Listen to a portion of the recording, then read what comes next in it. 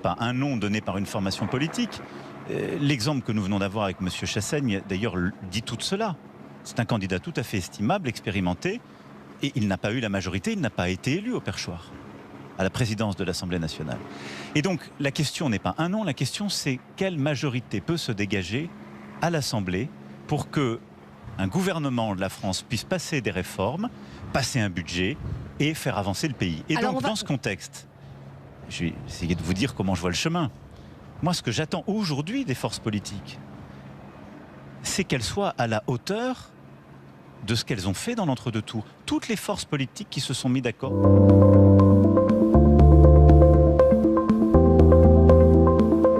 Je me suis dit que l'inconséquence du président de la République était inquiétante, le déni de démocratie en refusant d'appeler la formation politique qui est arrivée en tête aux élections est grave, dans un contexte où les Français se sont mobilisés massivement. Le moment est grave, mais je pense qu'un espoir est levé. Je suis prête, nous sommes prêts.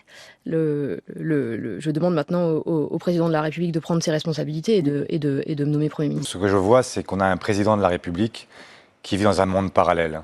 Le réel lui a échappé. Il ne s'est pas rendu compte qu'après 3 échéances, dont 2 qu'il avait lui-même provoquées, il est un président archi-minoritaire, un président qui est en réalité aujourd'hui disqualifié par les Français eux-mêmes et qu'il n'a plus la possibilité de faire comme s'il était Jupiter. Il est aujourd'hui un président qui devrait au contraire entendre ce que lui ont dit les Français. Et les Français lui ont dit qu'il était temps de changer de cap.